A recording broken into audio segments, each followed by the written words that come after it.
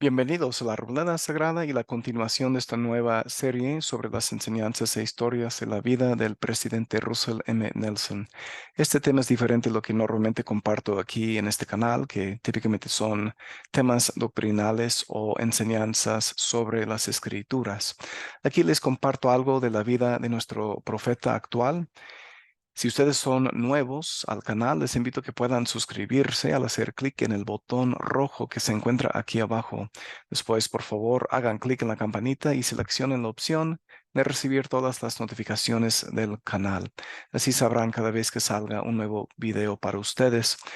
Hablando de esos videos, les invito a que los puedan ver aquí en el canal. Los videos más largos tratan esos temas doctrinales o temas históricos o estudios sobre las escrituras, entre otros temas.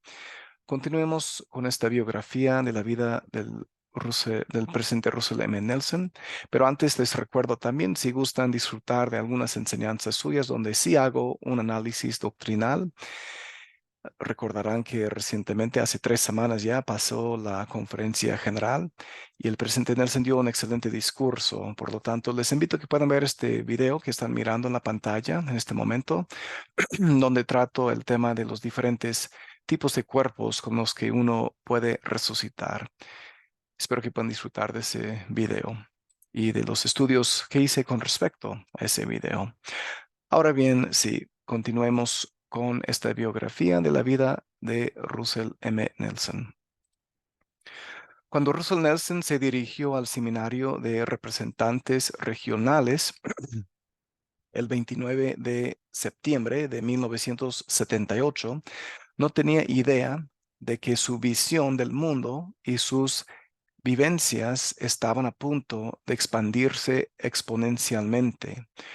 Como presidente general de la escuela dominical, él, junto con las autoridades generales y con otros oficiales generales y representantes regionales, escuchó al presidente Kimball entregar un mensaje conmovedor acerca de llevar el evangelio a todo el mundo y particularmente a las regiones que aún no habían sido tocadas por la iglesia: África, India, Vietnam, Camboya, Rusia, Polonia y muchos otros países.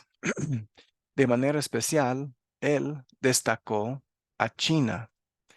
¿Y qué hay de China?, preguntó el presidente Kimball. El tercer país más grande del mundo. Casi 1.000 millones de los hijos de nuestro Padre viven en China, una cuarta parte de la población mundial. 660 millones de ellos hablan chino, mandarín. ¿Cuántos de nosotros hablamos chino, mandarín? Debemos prepararnos mientras haya tiempo para enseñar a esas personas. Esa noche Russell le contó a Danzel sobre el banquete espiritual que había experimentado ese día y en particular los fuertes sentimientos que había tenido cuando el presidente Kimball comenzó a hablar sobre China. El presidente Kimball nos dijo que no hay nada demasiado difícil para el Señor, relató a Danzel, pero que debemos hacer nuestra parte, orar por el pueblo de China, comenzar a aprender mandarín y ampliar nuestros propios talentos en cualquier especialidad que podríamos dar al pueblo chino. No escuché al presidente Kimball invitar a todos a aprender mandarín, excepto al hermano Nelson. Entonces, ¿estudiarás mandarín conmigo? Danzel inmediatamente se alistó y entonces contrataron tutores para ayudarlos. Sin embargo, no se dieron cuenta que ese simple paso generaría importantes beneficios en un corto periodo de tiempo. Apenas habían comenzado a aprender mandarín cuando unos meses después, el doctor Nelson asistió a la reunión anual de la Asociación Estadounidense de Cirugía Torácica en Boston. Como de costumbre, se sentó al frente. pero a medida que avanzaba la reunión, se cansó un poco de estar sentado, y cuando las luces se atenuaron durante una presentación, se puso de pie y caminó hacia el fondo de la sala. Después de estirarse durante unos minutos, vio una silla vacía y se sentó. Cuando las luces volvieron a encenderse, se encontró sentado junto a un distinguido cirujano de China, el doctor Wu Yingkai, director del hospital Fu Wai en Pekín. Russell comenzó la conversación con unas pocas palabras en mandarín, lo que intrigó al doctor Wu, quien luego respondió en un inglés perfecto. Russell se enteró rápidamente de que ese cirujano chino se había capacitado en cirugía torácica en el hospital Barnes en Saint Louis y que era un alto funcionario del gobierno de China, lo que equivalía aproximadamente a ser miembro del gabinete del presidente de los Estados Unidos. En poco tiempo, el doctor Nelson invitó al doctor Wu a visitar Salt Lake City y hacia fines de 1979, el doctor Wu visitó la Escuela de Medicina de la Universidad de Utah para dar una conferencia sobre cirugía con acupuntura. En forma especial, los cirujanos chinos usaban la acupuntura para la cirugía de tiroides, así como para operaciones en las extremidades. La conferencia del doctor Wu fue fascinante porque nunca habíamos considerado hacer algo con la acupuntura, recordó el doctor Nelson. Nunca hubiera funcionado en nuestra cultura, donde estamos más interesados en qué tan rápido alguien puede ser anes- anestesiado. Observé a los acupunturistas chinos pasar varias horas trabajando con sus agujas y con corriente eléctrica para llevar al paciente al punto en el que pudieran operarlo. La visita del doctor Wu a Salt Lake City fue el comienzo de una hermosa amistad y, al final, en más amistades. El doctor Nelson estuvo en el aeropuerto para recibir al doctor Wu Yingkai y su esposa para hospedarlos durante su estadía. Al doctor Wu le gustó lo que vio en Utah y poco después invitó al doctor Nelson a ser profesor visitante de cirugía en el Shandong Medical College de Jinan. Dancel y yo no aprendimos a hablar mandarín muy bien, me explicó, pero aprendimos lo suficiente como para que cuando me invitaron a ir a China como profesor invitado para enseñar cirugía a corazón abierto, yo me sintiera cómodo de aceptar la invitación. Cuando el doctor Nelson compartió con el presidente Kimball la carta de invitación para visitar China, a quien todavía veía en citas posoperatorias regulares, el presidente le dijo: acepte la invitación. Esto es lo que les he estado diciendo a todos: aprender a servir al pueblo chino. A medida que se planeaban futuros viajes a China, el doctor Nelson interactuó repetidamente con el doctor Wu e incluso cenó en la casa de los Wu, a poca distancia de la plaza de Tiananmen en Pekín. Rápidamente desarrollaron un mutuo respeto profesional que edificó su relación. El encuentro, entre comillas, casual con el doctor Wu, que condujo a la primera experiencia profesional del doctor Nelson en China, inició un intercambio largo y valioso, así como un gran amor por el país y su gente.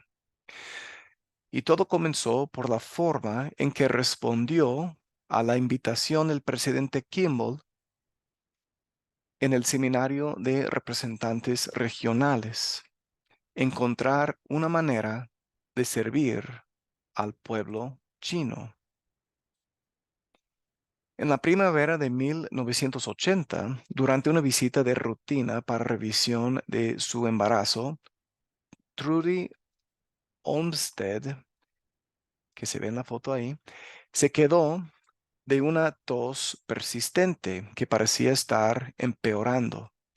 Una radiografía de tórax reveló un gran tumor que ocupaba la mayor parte de su pulmón derecho, y las pruebas posteriores indicaron que era un tumor agresivo y de rápido crecimiento que probablemente era maligno. Aunque la patología que se le hizo no fue concluyente. Los médicos del Hospital de Santa Bárbara, California, donde Trudy ingresó, le informaron a ella y a su esposo Rick que debía abortar al bebé de inmediato para que pudiera comenzarse el tratamiento. Luego los médicos decidieron realizar una ecografía final del feto en crecimiento. Estaba despierta durante ese escaneo, recordó Trudy, y cuando escuché a uno de los médicos decir, "Oh, cariño", me pregunté qué habían encontrado ahora, pero todo cambió para mí cuando el médico me dijo, "Estás embarazada de mellizos". En ese momento me dije, el Señor no me permitió concebir mellizos solo para abortarlos. Debemos luchar por sus vidas. No obstante, los médicos del Hospital de Santa Bárbara, así como los especialistas de la Universidad de California del Sur y la UCLA, continuaron insistiendo en los términos más energéticos en que la única forma de salvar la vida de Trudy era abortar a los gemelos y comenzar el tratamiento contra el cáncer. A medida que aumentaba la presión para proceder con ese aborto, Rick comenzó a insistir en que buscaran un médico santo de los últimos días para que revisara la situación de Trudy y les aconsejara. Mi esposo no se amilanaba, recordó Trudy, se enfrentó a los médicos e incluso a los familiares que le decían que debía escuchar a esos médicos y no amenazar mi vida. Fue la insistencia de Rick en consultar con un médico santo de los últimos días lo que motivó que el padre de Trudy, Dwayne N. Anderson, tuviera una inspiración.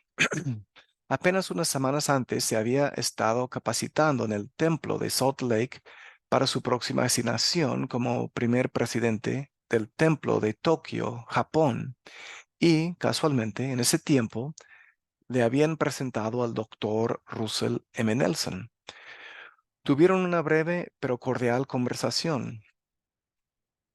Mientras Dwayne reflexionaba sobre ese encuentro, sintió que debía comunicarse con el doctor Nelson. Cuando Dwayne le explicó la situación, el doctor Nelson accedió a revisar el caso. Esa tarde, Dwayne reunió a los registros médicos y los informes patológicos de Trudy de varios hospitales de California. Voló a Salt Lake City y apareció en la puerta de los Nelson esa noche alrededor de las 10 de la noche. El doctor Nelson tomó los registros de Dwayne y le dijo que los estudiaría e indicó que ya había hablado con el médico de Trudy en California para recopilar más información y que había acordado reunirse con varios colegas temprano a la mañana siguiente para revisar el caso. Luego, según Trudy, el doctor Nelson miró directamente a Dwayne a los ojos y dijo, el Señor y yo hablaremos de esto esta noche. A la mañana siguiente, Dwayne fue al Hospital Santo de los Últimos Días, donde el doctor Nelson y sus colegas le dijeron tres cosas. Primero, el tumor de su hija estaba creciendo rápidamente y, debido a que estaba inva- invadiendo el corazón, ponía en peligro su vida. Sin embargo, no creían que fuera maligno. Su hija no tiene cáncer, le dijeron los médicos. En segundo lugar, dijeron, no permitan que ningún médico toque a esos bebés, porque el Señor es quien decidirá si esos bebés viven o mueren. Y tercero, el tumor debe extirparse lo antes posible. Cuando el doctor Nelson explicó la necesidad urgente de una cirugía, uno de los médicos en la sala señaló a Russell y dijo, este es el hombre indicado para hacerla. 8 días después, Trudy se encontraba acostada en una camilla en un pasillo frente a una sala de operaciones en el Hospital Santo de los Últimos Días. El doctor Nelson estaba en bata cuando habló conmigo antes de que me llevaran al quirófano, recordó Trudy. Nunca olvidaré lo que me dijo. El Señor y yo cuidaremos de ti hoy. Cuando el doctor Nelson me dijo eso, todas las preocupaciones y todos los miedos desaparecieron, agregó Trudy.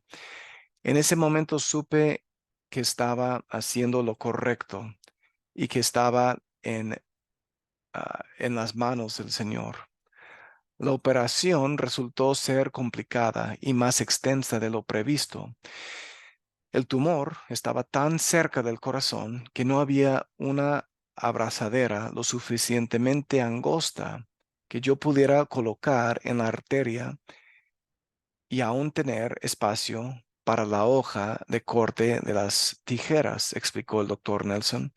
Por lo tanto, había que cortar la arteria pulmonar sin sujetarla con una pinza.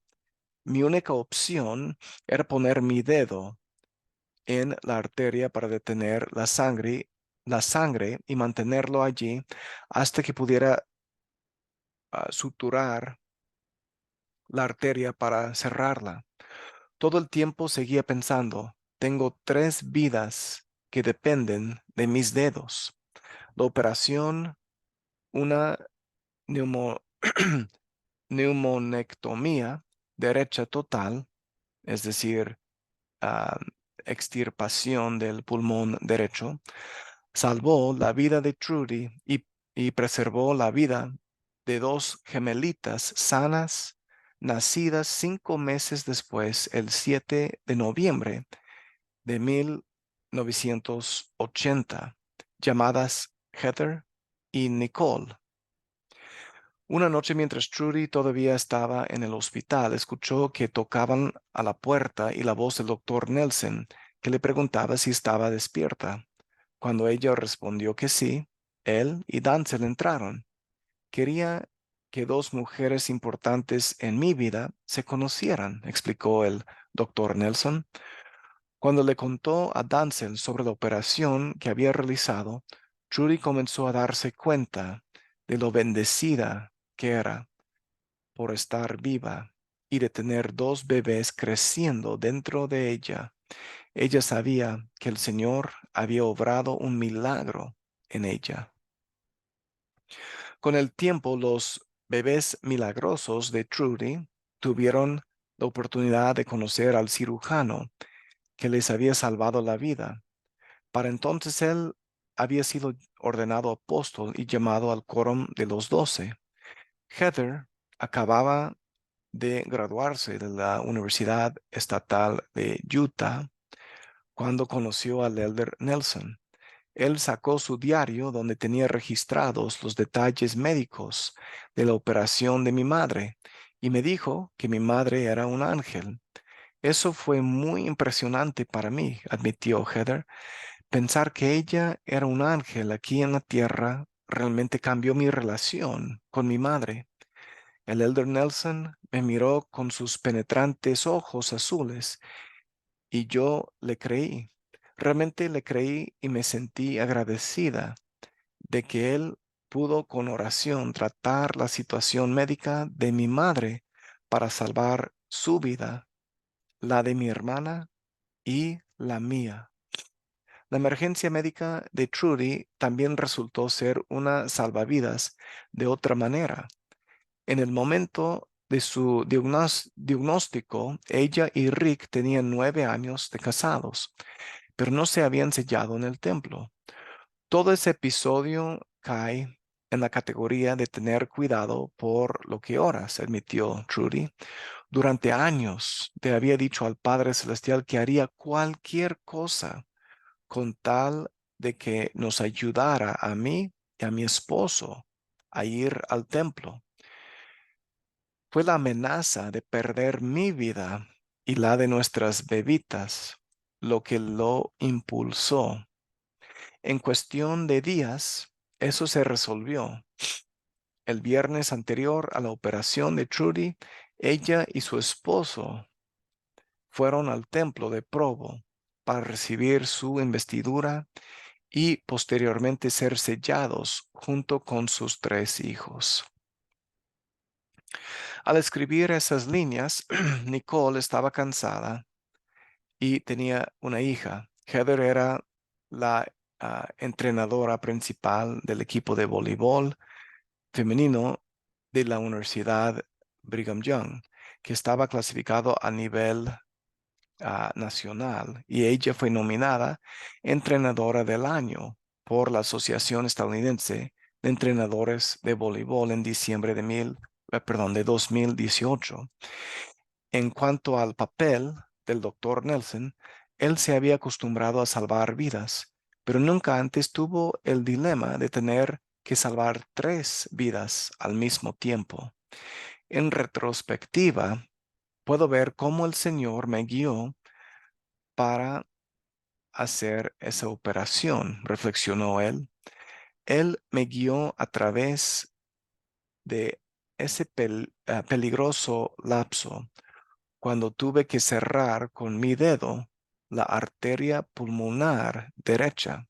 Nunca he hecho algo igual antes o después. Con esto, hermanos, hemos terminado con esta parte de la vida del presidente Russell M. Nelson. Se darán más detalles en el siguiente video sobre su vida. Sobre lo que hemos escuchado el día de hoy en este video, díganme qué aprendieron del profeta y qué les llamó la atención de esta parte de su vida, esas experiencias muy hermosas que nos ha compartido. Dejen sus comentarios en la sección que se encuentra abajo. Favor de compartir este video con los demás para que puedan más personas disfrutar de estas historias de la vida del presidente Nelson. Inviten a sus familiares y amigos a suscribirse al canal, que puedan venir aquí al canal y disfrutar del contenido que les comparto. Espero que aquí en este canal, La Arboleda Sagrada, ustedes hayan encontrado nuevamente su lugar apartado y especial en este caso específico para aprender algo más sobre la vida del presidente Russell M. Nelson. Nos veremos en el próximo video aquí en la Arboleda Sagrada. Les mando un abrazo muy fuerte, deseando que estén muy bien y que tengan un excelente día el día de hoy. Les quiero mucho, mis queridos hermanos. Cuídense y nos veremos. Cuídense, chao.